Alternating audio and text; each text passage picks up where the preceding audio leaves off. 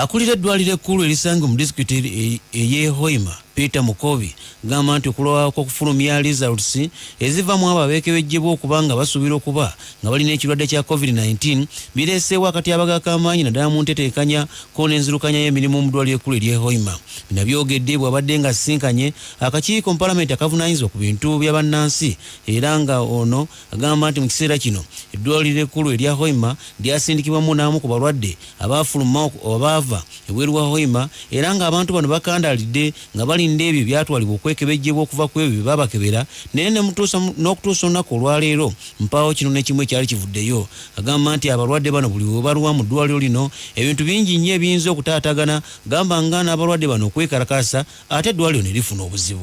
Another major challenge which we have, which is an effect to the entire hospital, is that we are keeping some of the patients longer than we would love to.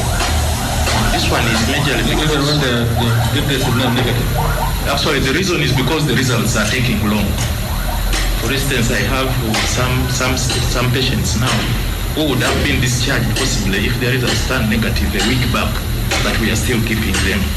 Another one spent there 2 weeks longer is being discharged today. The results came yesterday.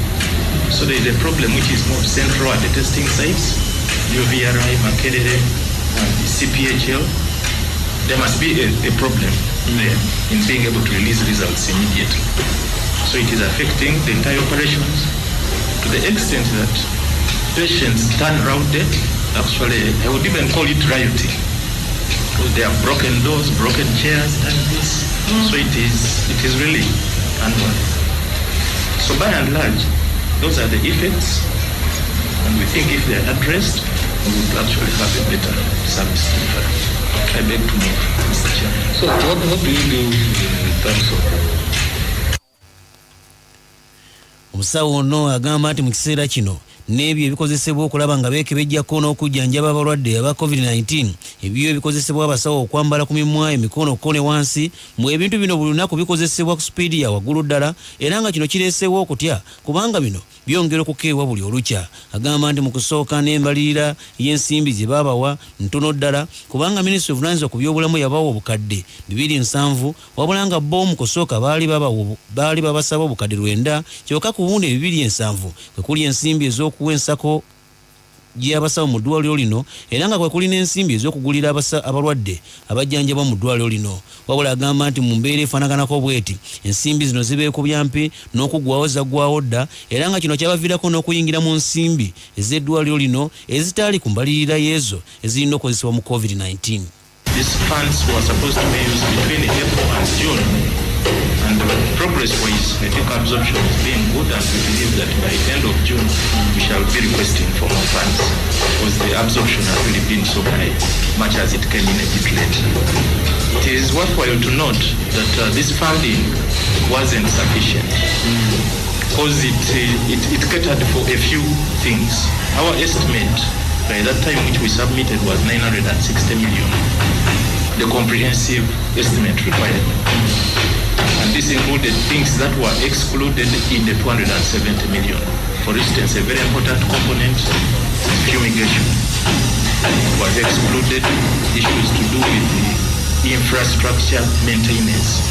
There's a lot of infrastructure maintenance that we did, rehabilitation, in order to make it a better facility to house an isolation. The funding wasn't enough, but we are trying to manage it concurrently. We also had to tap into some other little existing funds from the other side. Omusawo n'agamba nti eddwaliro lino kakati mu kaseera kano lirina abalwadde aba COVID-19 15 wabula ababiri ku bano baasiibuddwa dda kyokka nga amu ku bo omu yekka yava mu disitulikiti ya Hoima abasigadde bonna bava wabweru wa disitulikiti eno. Wabula amyuka ssentebe w'akakiiko kano akavunaanyizibwa ku bintu bya gavumenti mu Paalamenti era nga mubaka mu Paalamenti owachwa West Okin Ojara ayagala minisitule evunaanyizibwa ku byobulamu wano mu ggwanga ennyonnyole lwaki ekitongole cy'ensi yonna ekivunaanyizibwa ku byobulamu tekikkiriza abantu abeera bafudde ekirwadde kya COVID-19 okwekebejjebwa nga tebanaziikibwa. Why we are not going around testing people who have died? First of all, our healthcare system is there is a lot of facility-based needs in what we do. But if it was to a COVID-related death or suspected to die, currently WHO discourages us to do any investigation on a death. So, we are between kind of a wall and a hard place. WHO? We can't do, for instance, a post-mortem on a suspected COVID death. Luckily enough, we haven't got any, but that is the current stand. The in-depth reasons, they must be having them. We are not supposed to do post-mortem. But if there is to be done an investigation, it would be the usual swabs that we do and take for what we call a PCR test. That's why we are concerned about this. This is making Ugandans to be very reluctant. We all had the Minister of Health talking the other time that, the way she has been seeing, when you go to Chikubu site there, is actually business as normal, business as usual.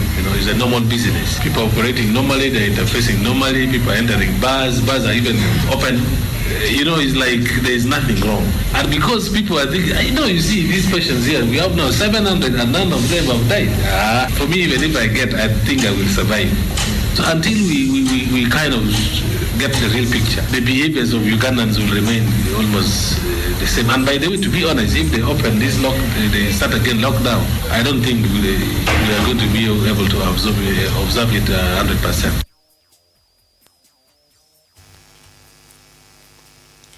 Mukafu okendeeza ku bantu abayiika mu bungi naddala ku kitebe ekigaba pamiti ezivuga ebiddukano mu ggwanga gamba nga n'enteekateeka ya First Technology mu nteekateeka eno Ministry of Lands ku byentambulako n'ebyemirimu enteekateeka enjawulo gyereese ng'egamba nti omuntu anaasooka okutuuka mu kifo ekyo yagenda okukolebwako era nga tebakyayagala abantu bayitirivu nnyo okweyiwa ku kitebe ekyo ekifulumya pamiti. Kusinziira ku mwogezi wa Ministry of Lands ku byentambula n'emirimu wano mu ggwanga Susan Katayike agamba nti enteekateeka eno basoose ne bagiyimirizaamu kutuukira ddala mu Julayi w'omwaka 2020 era nga teriyo muntu n'omu newankubadde ng'ayagala pamiti era ng'asooka busoosi omulundi gw'ogwo agenda kukkirizibwa kuweebwa pamiti mu budde buno wabula bagenda kukola ku bantu abo pamiti zaabwe nga zo zaggwako dda. Gamba nti muteekateeka eno ereeteddwa yakubayamba okulaba nga bakendeeza ku muwendo gw'abantu abayiika ku bitundu ebyenjawulo pamiti zino wezigabwa okwetolwa Uganda yonna kubanga wano wayinza okubaawo okutya okw'amaanyi okw'okusaasanya ekirwadde kya COVID-19. Poliisi mu Kampala egamba nti kaakati etandise ebikwekweto ebyenjawulo okukwata n'okufunza abantu abakufudde omuze okuddira emmotoka zaabwe ez'obwannannyini ne baziteeka mu bizinensi ne bazipaakinga ku mabbali g'ekkubo ne batandika okuyitira awo abantu n'okubaguza ne batandika okubaguza ebintu. Bino byogeddwa olunaku olwaleero mu lukiiko olw'abannamawulire era nga lwaba byakwerinda lutuuzibwa buli sabbiiti lutudde ku Uganda Media Center mu kibuga Kampala. Omwogezi wa poliisi ya Uganda Fred Enanga wasinzidde n'agamba nti waliwo abantu ab'enjawulo abalina emmotoka ez'obwannannyini basimba emmotoka zaabwe naddala ku luguudo lw'Ennamirembe koona olwo olusangibwa mu Kikuubo emmotoka zino ne zifuukira ddala amaduuka ne batandika okuyimba ebintu mbonga abantu bagula kusinziira ku mmotoka zino ebiri mu mmotoka zino ne balyoka bakuyita n'ebintu bino. Fred Enanga agamba nti mu nteekateeka eno abantu bayiikira ddala ku mmotoka eno ne balemesa n'okussaawo enkola evunaanyizibwa ku minisitule y'ebyobulamu y'okulaba nga bassa ebbanga okuva ku muntu omu okudda ku muntu omulala ekintu ekireesewo okutya nti kino kiyinza okuviirako okusaasaana kw'ekirwadde kya COVID-19. Enanga agamba nti mu nkola efaanaganako bweti bangi ne ku bantu balabwako nga tebalina bukookolo ku mimwa kyokka n'enkola ey'okuteekayo ebbanga okuva ku muntu omu okudda ku muntu omulala era ng'embeera eno bagibuusizza nnyo amaaso. Agamba nti bino byonna ebikolebwa abantu ab'engeri ng'eno byakuyisa lugaayo mu biragiro by'omukulembeze w'eggwanga kaakati yo nga poliisi nayo yakwesobola yeekola ekikwekweto okukwata bannannyini mmotoka zino. Omuwandiisi omukulu okuva Ministry of Lands ku kikula ky'abantu emirimu ko n'embeera z'abantu James Ebetu ayagala abakulira disitulikiti zonna mu ggwanga okuteekesa mu nkola ebiragiro ko n'amateeka agalwanyisa okukozesa omwana omuto mu mirimu egimuweebwa ensimbi kubanga bino byonna ebikolebwa bitaataaganya eddembe ly'omwana omuto. Bino byonna byogeddwa ku Uganda Media Center era ng'ono Ebitu abadde nga asinkanya b'amawulire n'agamba nti bangi ku bazadde mu ggwanga muno babazuulidde ddala ko n'abo balabiira abaana basindiikiriza abaana baabwe ne bagenda ne batandika okukola emirimu egivaamu ensimbi n'ekigendero ekyokulaba nga bafuna ensimbi zino zijje zibayambe mu maka gaabwe mu biseera bino eby'omuggalo. Agamba nti mu kiseera kino kibeera kimenyeza ddala amateeka omwana okumukozesa ali wansi w'emyaka 18 mu bintu ebireeta ensimbi era omuntu yenna agenda okukwatibwa kajja mujjuutuka.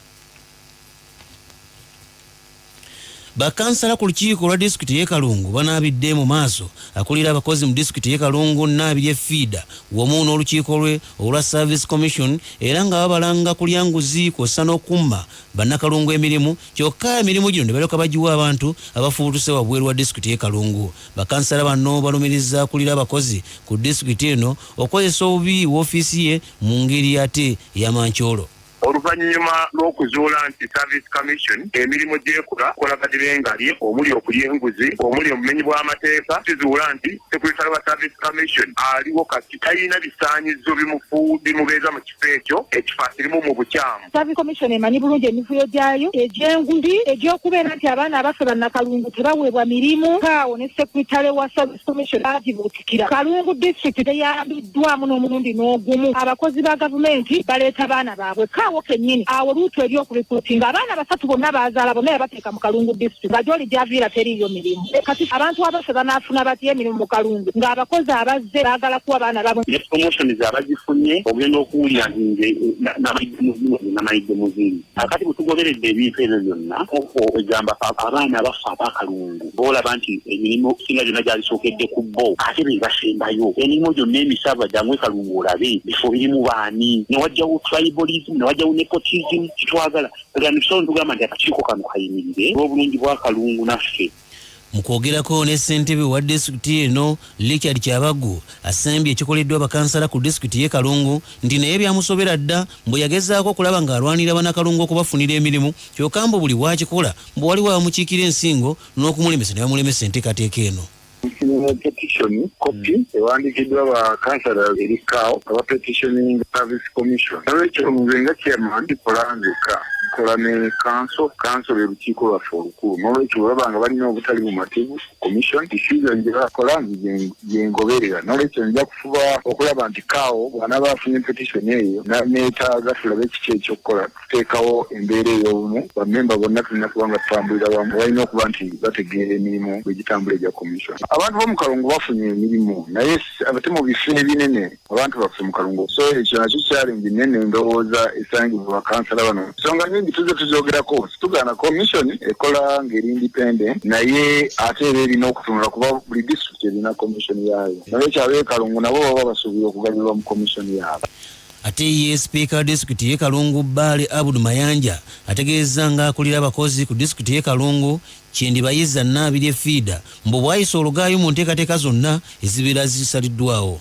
Council highest political authority in the district atenge ina executive and legislative powers. Service Commission mumateeka erina okuleeta ripooti y'emirimu gy'ekola buli luvannyuma lwa myezi ena mu council na buli wonna council weba yeetaagidde ripooti y'emirimu Service Commission gy'ekola kiba kitegeeza commission erina okuripootinga mu council. Bammemba olw'ekuba nti baali batutte ebbanga nga commission ripooti mu council ate nga balaba emirimu egitambula ate nga n'ebizibu bingi ebiwulirwa bino kusaba abantu ssente abantu abamu bali promoted ekeka tugenda okulaba abamu bakola emirimu naye nga tebyalangibwa kati ate nga ne sekuritale wa commission aliko ebizibu bingi ayigigi yamugoba afuula mu bifo bingi yakwegamba nga ebizibu ebiri bingi ate nga mu tteeka council evunaanyizibwa okulaba nti district efuna bizibu nga commission tesooka kuyimirizibwa ne council neeraba yeekola district eyinza okufuna ebizibu by'abantu okuwaaba okukola ki okuba nti kubanga muteeka KAO alina okulaba nti ebiragiro bya council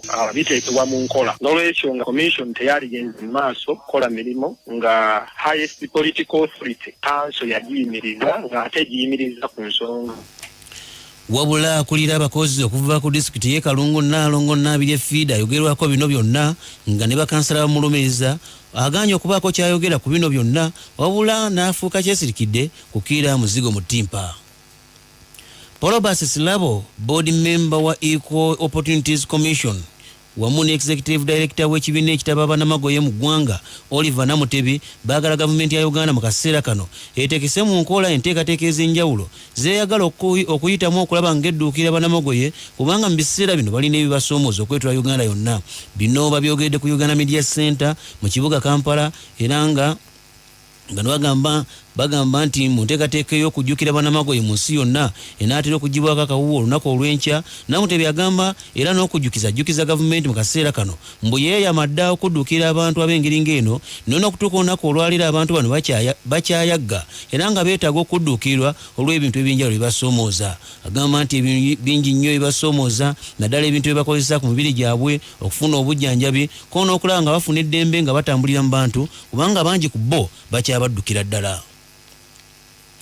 Amawulire agakwata ku kirwadde kya COVID-19 mu nsi yonna ku ebyo ebitonotono byenkukuŋŋaanyiriza bw'ogenda mu ggwanga erya Amerika abakwatiddwa ekirwadde kya COVID-19 olunaku olwaleero baweredde ddala 1,127 ne baweza abantu obukadde 2,11968 abakakwatibwa ekirwadde kya COVID-19 mu ggwanga erya Amerika.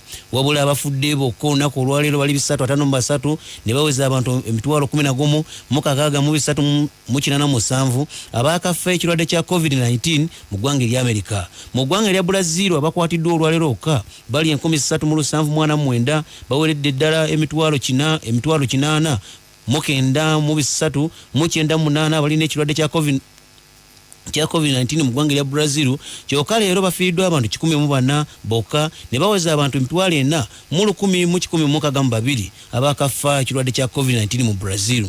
Bwetujja kusemazinga Africa, South Africa yekyakulembedde mu mbeera eno erina abalwadde 5,858 era nga yakafiirwa abantu 1,294. Bano tebafiiriddwa muntu n'omu olunaku olwaleero era teri muntu n'omu olwaleero afunye akwatiddwa ekirwadde kya COVID-19. Wabulagana amawanga gali wansi genkumenyera akaseera kano beebo abafiiriddwa abantu baabwe olunaku olwaleero mu ssemazinga wa Africa. Algeria efiiriddwa abantu 10 olwaleero lwokka, Morocco efiiriddwa omu, Sudan y'omumambuka efiiriddwa 12, Senegal efiiriddwa omuntu omu, Congo etuliraanye efiiriddwa abantu 3, Djibouti efiiriddwa omu, Kenya etuliraanye efiiriddwa abantu 4 olwaleero lwokka, Ethiopia efiiriddwa abantu 7, Central African Republic efiiriddwa abantu 2, Mali efiiriddwa abantu 4, Sierra Leone efiiriddwa omuntu omu, Kone Benin era nayo efiiriddwa omuntu omu. Okwetoola ensi yonna abantu abakakwatibwa ekirwadde kya COVID-19 bali obukadde 7,672,298 era nga abafudde olunaku olwaleero lwokka mu nsi yonna bali 2,831. Bawezezza omuwendo gw'abantu abakafa mu nsi yonna 42,517 kyokka nga abakasematuka ekirwadde kya COVID-19 mu nsi yonna bali obukadde 3,98,338. Wabula gwe Munnayuganda awuliriza Sseddume Lubugola Simba mukadde kano kyolina okumanya nti Afrika yokka olunaku olwaleero tufiiriddwa abaddugavu abantu 47 okwetoloola Afrika yonna era nga guno omuwendo munene ddala ate nga bafa ku sipiidi ya yiriiri. Twongera okukulubiriza gwakyaganya okuteeka akakokolo ku mimwa, okuteeka ebbanga okuva ku muntu omu okudda ku muntu omulala ko n'okunaaba engalo mu kino kyokola kya bwereere kubanga ekirwadde kino Katonda nga tugyeko omukono nga Bannayuganda tuyinza okufa ng'abafa ng'ebiyenje ebikunkumuka.